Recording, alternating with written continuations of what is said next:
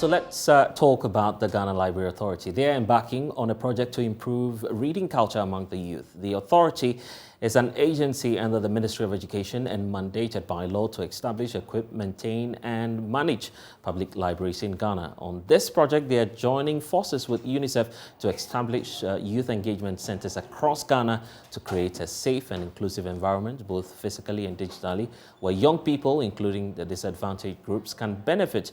Well, in studio with us and to help us understand all of this is the Chief Executive himself, Hey Fortian, who's joining us live here on The Pulse. Good afternoon, sir, and welcome to the program. It's good to see you. Good to see you. So let's first of all talk about this project that you're doing to establish the centers. Tell us first of all about the centers and what purpose it was. Okay, thank you. So the Ghana Library Authority, as you know, we've been working over the past 72 years to connect Ghanaians to knowledge resources. In 2009, we started a project to be able to connect young people to relevant learning resources using massive open online course platforms, including Coursera, Absa Ready to Work, and Udemy.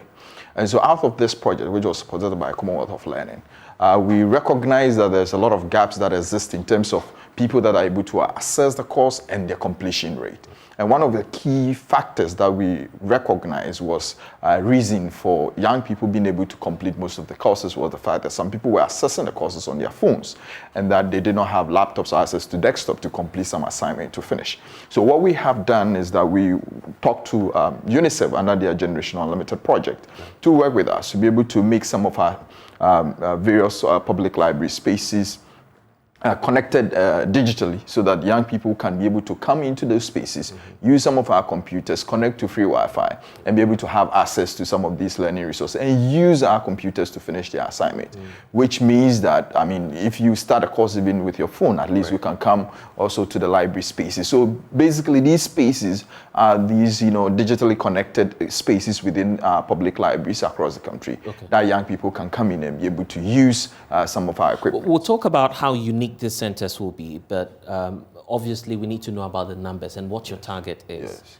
Which communities are you, or regions perhaps, are you going to be reaching out to looking at this project? So it's 2022 today, we've managed to help about 40,000 young people, but for this year the target is only for 10,000 people, and these are places that have been selected to as youth engagement centers is based on the historical information that we have, where a lot of people that are benefiting from our opportunity have been coming from. So so you have the areas mapped out. We have the areas mapped up already. So we have Tema, we have Accra. So Tema, they're using the Tema Library. Right. So Accra, they're using Accra Central Library. Cape Coast is using the Cape Coast Library. Sekondi, of course, the Western Regional Library is the center. Ashanti region, when you go to the Cultural Center, we have the Ashanti Regional Library there. We have Wabo, Gatanga, Temale, and then Winneba. So these are the centers across the country that people who are already enrolled and want to use these spaces to complete their assignments can go. The perception out there is that if you look at our libraries these days, well, it appears that it's not all that modern,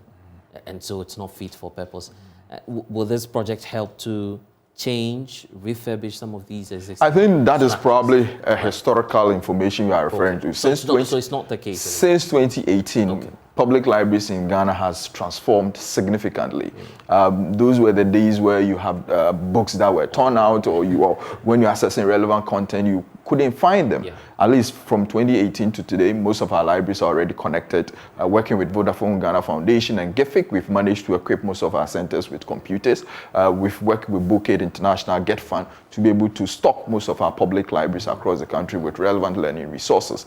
Renovations has been conducted both even outside the public space environment. I mean, at the time the new board and management took over in 2018, there were only 61 libraries across the country. We currently have 109 public libraries across the country. So you've added over 40? 48, yes. That's significant. But yes. we don't know about this much about it. Yes. Do you think it's because the public are not really interested in your activities? No, I think those that are interested to access public libraries recognize the significant impact we've made in terms of reaching people with our footprint. And so if you look at even the data with respect to library visits, I mean, 2016 library visit was just less than 400,000. Okay. Currently, we are recording over 1.2 million visits annually. So a lot of people have gotten to know the significant impact and you know how these spaces have become really attractive for them to go and sit and learn. I mean, senior high school libraries across the country, almost 80 of them have been benefited from some of our intervention in terms of renovation and our senior high school transformation program. Impressive, impressive. We know that this government, the Vice President, has always told us about digitalization. How are you incorporating that into your activities as well?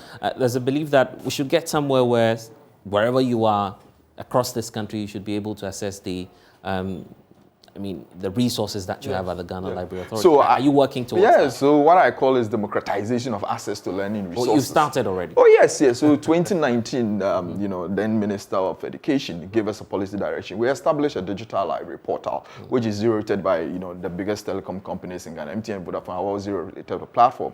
In 2020, when COVID happened, the Ministry of Education had to rely on the Ghana Library Authority to deploy some of these learning resources that had been developed by SENLOS and Ghana Education Service. So when you download the Ghana Library app, you can find tutorial videos that has been developed by expert teachers in Ghana that are available for people to be able to access this content on our platform. This is beside the fact that you have electronic books, you have audio books also on the platform. So strategically, we've managed to really, enhance access to learning resources, leveraging on technology platforms that we've created. On our website, library.gov.gh, you can go on, and for the first time, every Ghanaian can actually get a library card. And that's what the way I was looking at it, because technically speaking, you are in every home, everywhere, once you have the power of the internet. But the fear is you're not reaching out to the people. We have a solution for them. Right. So in 2018, we brought back mobile library services.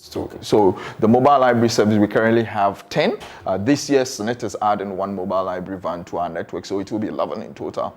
Where these vans goes into rural communities, for example, over the COVID period, UNICEF, for example, funded a lot of work that we did that allowed us to be able to send books, resources to communities, rural communities, where people were having access to learning resources when people had this lockdown and were home and students were not going to school and all that. So at least most districts use it because of the power of the mobile library service. We've managed to reach a lot of homes. Reading makes the man, definitely. It's a saying, but where we are now and having assessed particularly the youth, there's this trend where, in fact, we're even learning at KNUST that some are even using their fees for betting and all of that.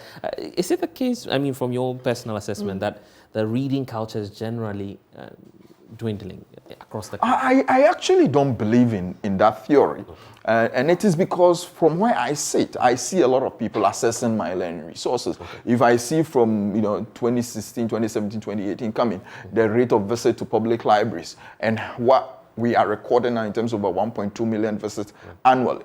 If we continue to stock our libraries with the relevant learning resources, continue to leverage on technology to be able to make sure access become readily available to everybody whenever they want to read.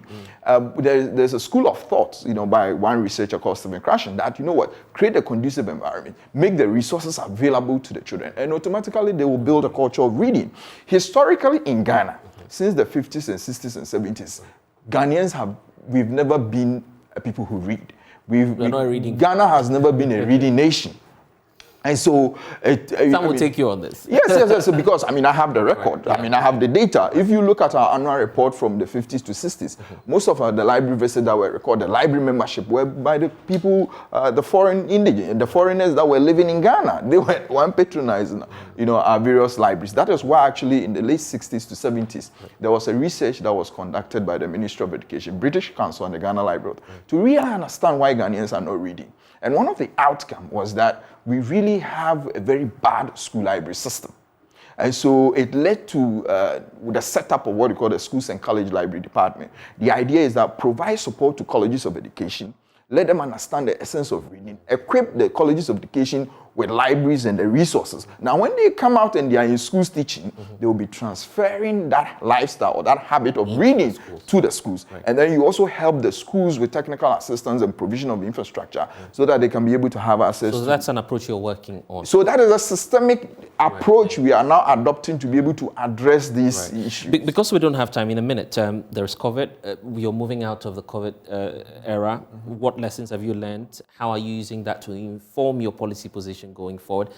Briefly in a minute, and then your message to Ghanaians on this project you're in. Okay, so Ghana Library Authority, of course, we understand the importance of technology in being able to connect Ghanaians to learning resources, and that is why the United Nations Public Service Award recognized us last year as one of the public agencies in the world that is leading transformation. And this was significantly also because of the work that we did over the COVID period, where we recognized that technology can be leveraged on to connect Ghanaians to knowledge resources. But at the same time, you also have tools like your mobile library service, where you can be able to reach out to people that don't have access to these learning resources. And you understand the issue you raise is that data, they don't have data. That is why we've also worked with the telco partners to be able to zero it in these platforms. And I hear you've won an award, international award? Yes, so that's what I mentioned, one of them. This is the United Nations Public Service Award. So they informed the Permanent Mission of Ghana in New York about that award, and we went to Dubai to pick it up. Earlier on also in the year, 2021, London International Book Fair Excellence Award also declared as the Library of the Year. Let's hope for better times to come. That's the CEO for the Ghana Library Authority, Hey Fotiao, talking to us.